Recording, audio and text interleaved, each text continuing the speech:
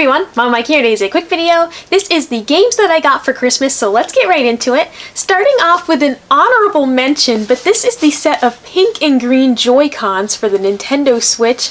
I desperately needed a new pair of Joy-Cons. I had the problem where the left Joy-Con could be pretty wonky if it wasn't attached to the console. If I'm playing the Switch with the Joy-Cons attached, the left one works totally fine and doesn't give me any issues. But if I disconnect it and use it in the Joy-Con grip, or if I use it singly trying to play Mario Party, occasionally it will disconnect or the analog stick won't work, and it's just a bit wonky if I'm trying to use it in that manner. So I was delighted that Santa brought me a set of these pink and green Joy-Cons. I was so happy to see that they were this colorway. They look so cool on the actual Switch. I don't have them in the box because I have been using them, but it's totally fun now to have Joy-Cons that work 100% of the time. And as I said, the gray ones still work really good if they're plugged in to the actual console, and I'll definitely use them for that purpose. Or maybe I'll give the wonky one to the person that I want to lose at Mario Party every time. We'll see if I'm feeling a bit devious. But that's the first item. It's not a game, but of course it's gaming related, so I wanted to make sure I included it in this video. Next up is a PlayStation Vita game, and of course you know me, I love the PlayStation Vita. I still play it a good amount. I am so sad that we're going to be seeing a lot less physical games for it. Eventually they're going to be totally gone and not making physical games at all. And even places like Limited Run are going to run out of the Vita cartridges eventually. They're just not being produced. But this is a happy note. This is The Legend of Heroes Trails of Cold Steel, a game that I have heard fantastic things about, but that I never got around to playing. It's a game that I had seen for sale, digitally many times, but I really like getting the physical Vita games, especially because they are going to be so rare eventually. But this one says, control the fate of an empire, chosen as founding members of the esteemed Thor's Military Academy's Experimental Class 7. I'm not very good at these names, so I'm gonna guess that it's Rain. Rain Schwarzer and his classmates are tasked with rooting out the myriad of political troubles that fester just beneath the surface of the Erebonian Empire. As their studies lead them deeper into the nation's woes, they'll face opposition from nobles, armies, insurgents, and even their own families. Because at Thor's, it takes more than straight A's to make the grade. This time, it might take saving their country from ruin. Oh, it says bonus reversible art cover. That is very fun.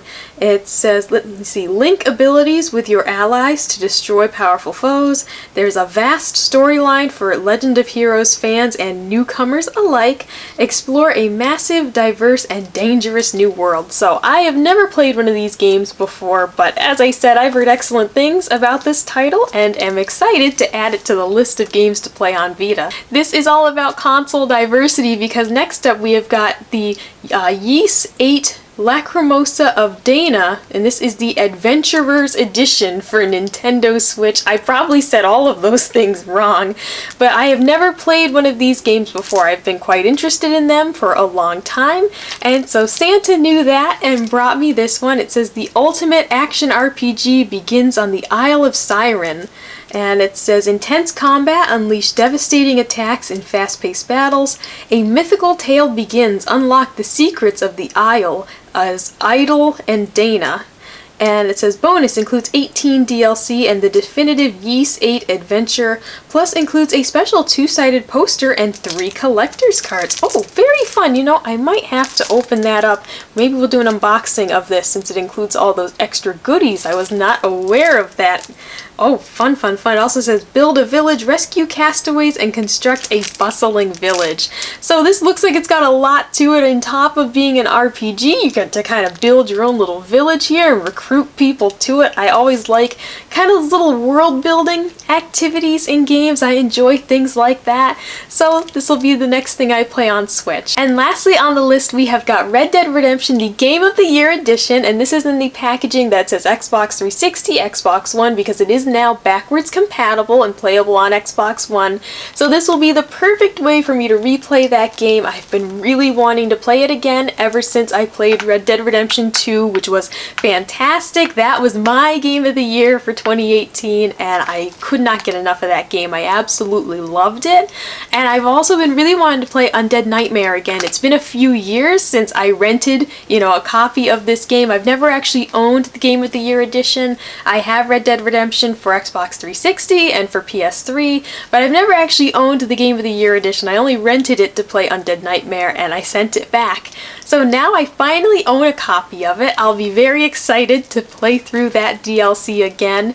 I'm tempted to wait until the spooky time of year, but I don't know if I'll be able to hold back from playing it because it has been quite some time since I've seen Undead Nightmare and played through that storyline. I've been thinking about it quite a bit ever since starting Red Dead 2 and playing the online. Going through some of those familiar areas again, I kept thinking, oh man, it'd be great to hop back into that DLC. I won't really read the back of it because I think we're all quite familiar with Red Dead Redemption, but it does say experience an epic journey across the dying West, be outlaws till the end. It says it's winner of over 160 Game of the Year awards. I can't get enough of Red Dead Redemption. It is my all-time favorite game. So I will be delighted to play through it again, especially backwards compatible. It's just so convenient. They note on the front that it is, the same experience as playing on Xbox 360. So this is not by any means a remaster or anything like that. It is just backwards compatible. But for me, it's the convenience. I don't currently have my 360 hooked up and ready to play. It's in the closet. It's right there if I want to plug it in. But I don't have it plugged in right now, so being able to play these 360 games on Xbox One, I love the backwards compatibility program. I'm always delighted when they announce new games that are coming to it, and for me it's just all about that convenience, being able to play these 360 games on my Xbox One. So those were the games I got for Christmas 2018, plus the pink and green Joy-Cons that I'm just so delighted to have.